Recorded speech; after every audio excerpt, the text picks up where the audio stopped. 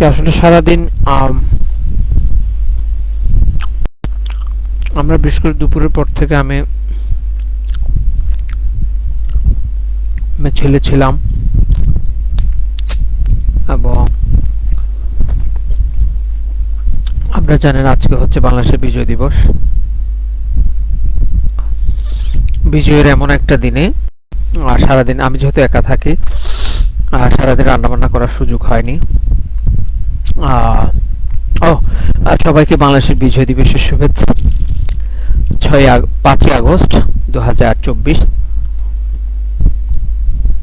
আমরা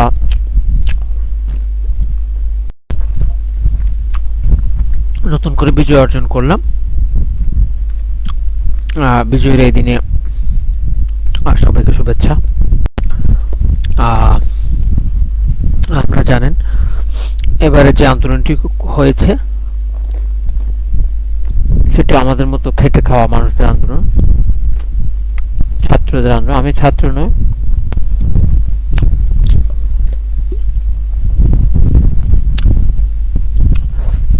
কিন্তু আমার নৈতিক সমর্থন ছিল।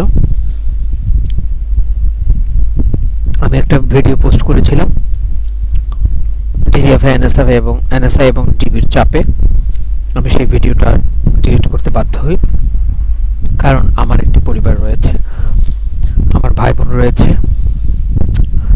আমার মা রয়েছেন একজন। জীবন তো বাঁচাতে হয়। আমি খুবই দরিদ্র পরিবারের সন্তান। যান বাঁচানো ফরজ বলেই পরে ওই ভিডিওটা ডিলিট করতে আমি বাধ্য হয়েছি। এর বাইরে একটাই কথা, হাসিনা তুমি কই?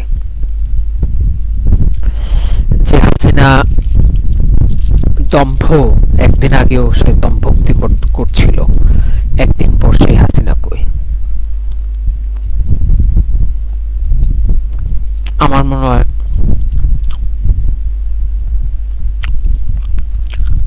এটাই জীবন।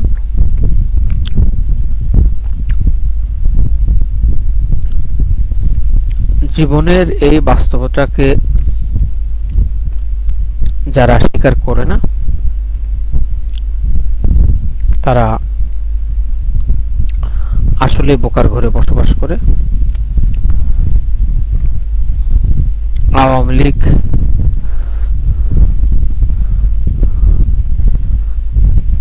বোকার ঘরে বসবাস করেছে বলেই আজকে আওয়ামী লীগকে এই পরিণতি পোহাতে হচ্ছে। আপনি মানুষকে বাধ্য করতে পারেন এবং বাধ্য করার একটা লিমিট আছে। তো মানুষের হৃদয় থেকে আপনি যদি ভালোবাসা পেতে চান,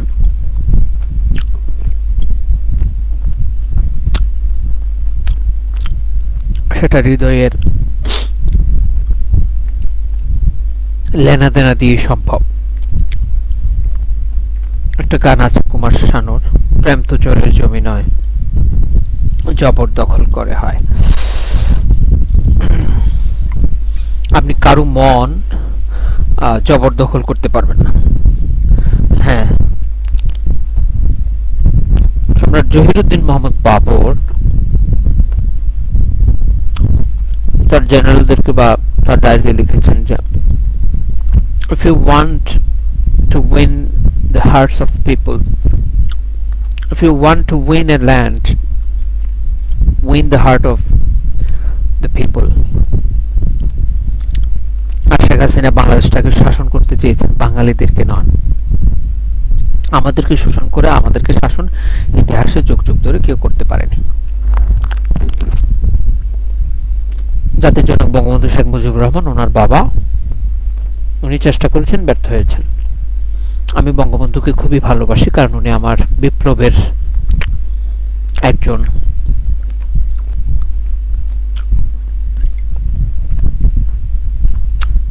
প্রেরণাদায়ক নেতা। আমি ওনাকে নিয়ে দুটো কবিতার বই লিখেছি। একটা হচ্ছে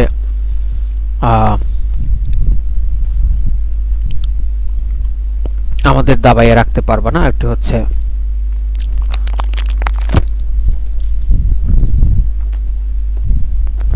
সংগ্রাম, স্বাধীনতা সংগ্রাম।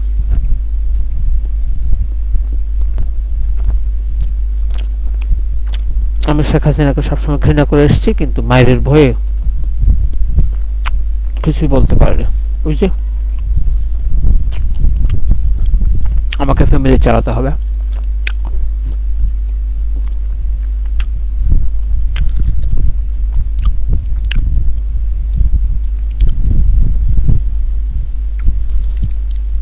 এবং ইতিহাসের গলিপথ ধরে এটাই প্রমাণিত হয়েছে যে পৃথিবীর কোনো স্বৈরাচারী সরকার কখনোই কোথাও স্থায়ী হতে পারেনি।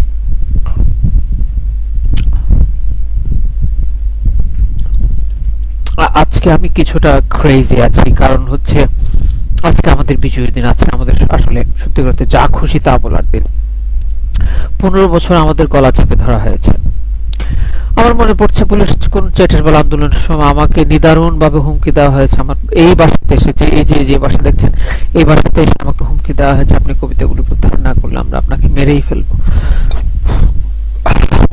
তখন আমার ভাই পড়াশোনা করছে, আমার একটা বোন বিবাহিত, আমার একটা মা, আমার একটা বাবা, আমার আর 2 ভাই আছেন যারা আমাদের পরিবারকে আর্থিকভাবে সহায়তা করেন না। আমি একমাত্র উপার্জনক্ষম। আমাকে তো জীবন বাঁচাতেই হবে, আমার এতগুলো পরিবারের সদস্য। আমি কবিতাগুলো প্রত্যাহার করে নিয়েছিলাম।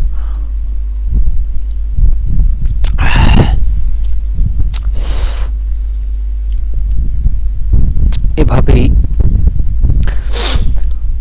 আমাদেরকে কথা বলতে দেওয়া হয়নি, আমাদেরকে ভাবতে দেওয়া হয়নি, আমাদেরকে চিন্তা করতে দেওয়া হয়নি, আমাদেরকে পরিপূর্ণভাবে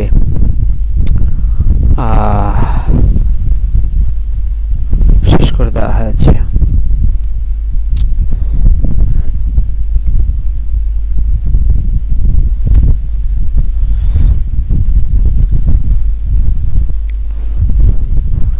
আমরা নিশ্চিতভাবে জানি যে এই মৃত্যু উপত্যকা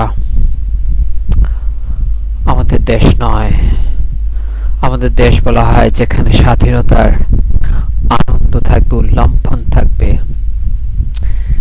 যেখানে বিজয়ের উৎসব থাকবে, যেখানে আনন্দ থাকবে, যেখানে উল্লাস থাকবে, যেখানে প্রেম থাকবে, ভালোবাসা থাকবে, স্বাধীনতা থাকবে, যেখানে হিন্দু, বৌদ্ধ, মুসলিম, খ্রিস্টান সবাই থাকবে, যেখানে বাংলাদেশি জাতীয়তাবাদ থাকবে, বাঙালি জাতীয়তাবাদ থাকবে।